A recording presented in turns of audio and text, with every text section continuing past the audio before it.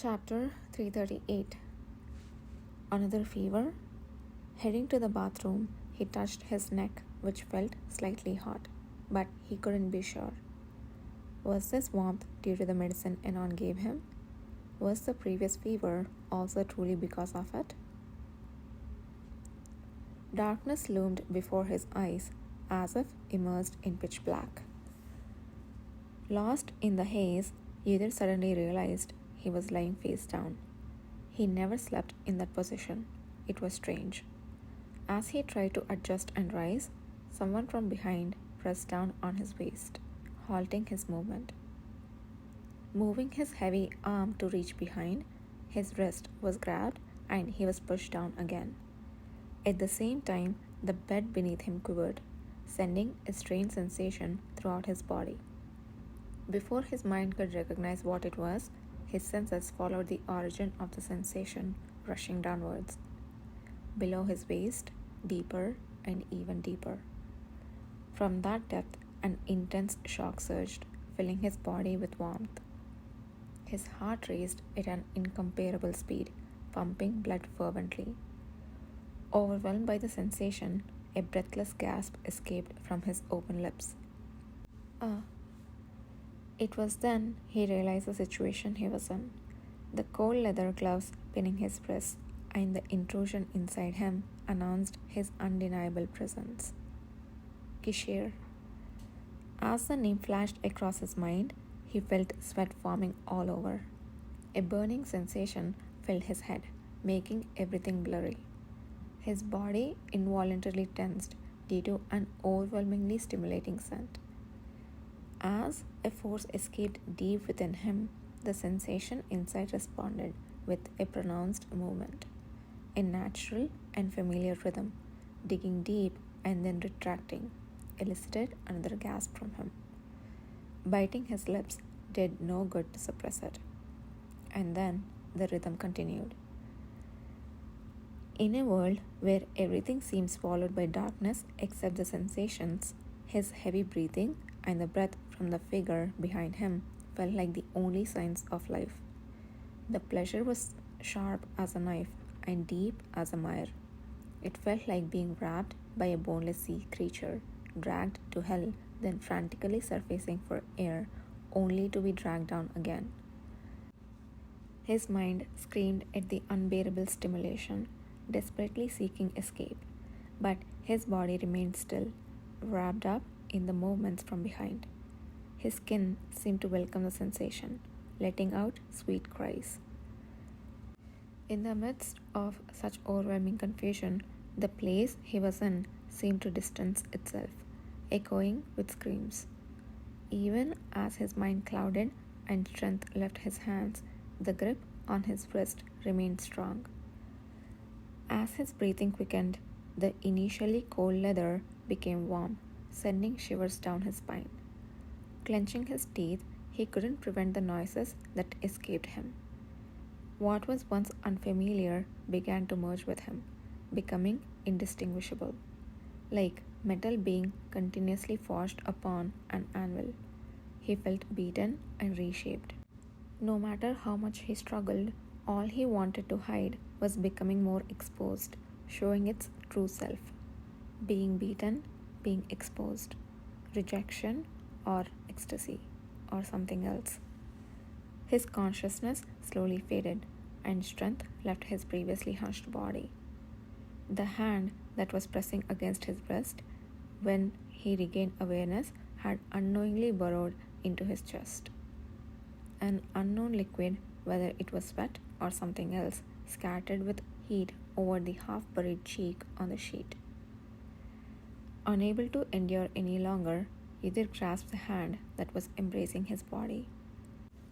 In a desperate scratch that seemed like a plea, the strained glove was half peeled off. The exposed back of the hand, much longer and larger than Yudhir's, had bulging bones and lacked any feel of flesh. The hand changed direction, gripping Yudhir's fingers firmly, making them immobile. A surge of heat overcame him, and a shiver pierced his brain. At the same time, the blade that had been prodding his insides finally overstepped its bounds. His head grew light and his eyes moistened involuntarily. Overwhelmed by the tremendous sensation that struck his entire body, Yidil slumped. The pain brought an ecstasy akin to death. His mind went blank, losing grip of who he was, where he was. It was a brief moment, yet it felt so long it was almost unbelievable. Two hearts beat in unison without missing a beat.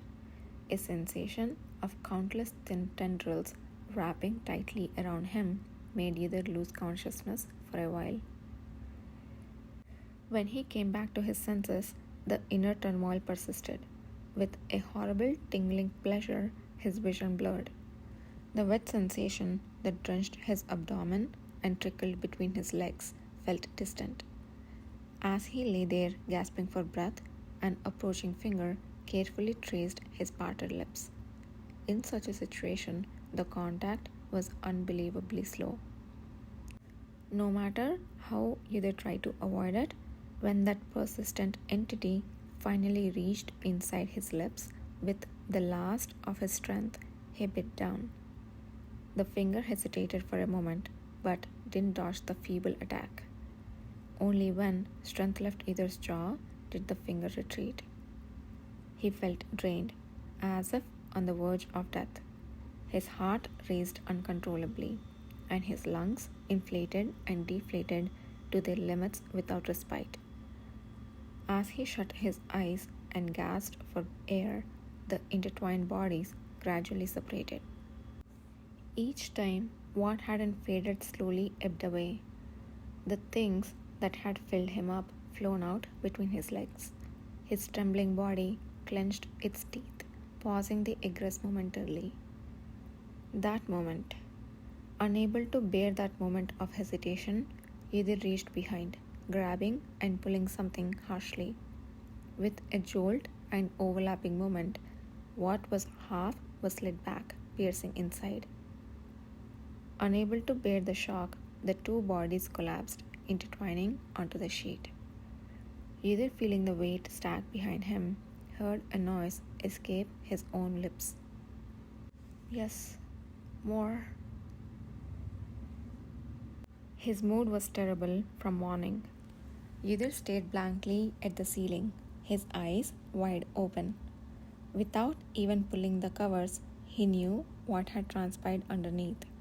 He wasn't a young boy from a distant past who would wet his bed without doing anything. Rising in his current age with such arousal was inexplicable. Embarrassed beyond belief, he had no desire to get up. Why such a dream? His dreams of a past life had occurred several times before, but never had he dreamt so vividly of an intimate relationship. It was simply, as the saying goes, a dream about doing it over and over again, though he couldn't recall exactly when.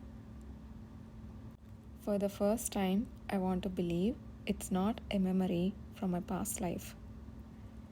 He remembered having done it to the point of exhaustion, but he never felt particularly enthusiastic about it.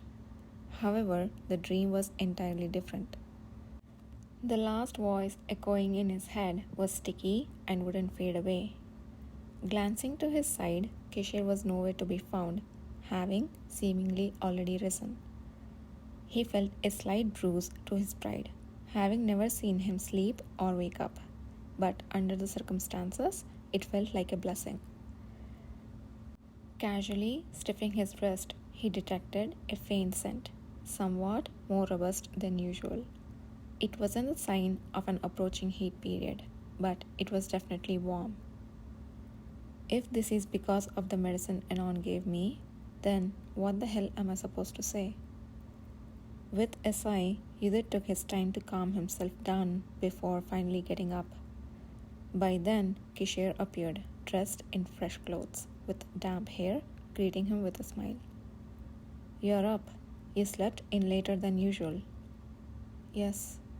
Seeing the face he least wanted to encounter in such a situation first thing in the morning was a humbling experience. So, today, will you be following the traces of the knights sent by Baron Wilhelm, as you mentioned yesterday? That's a task for Nathan,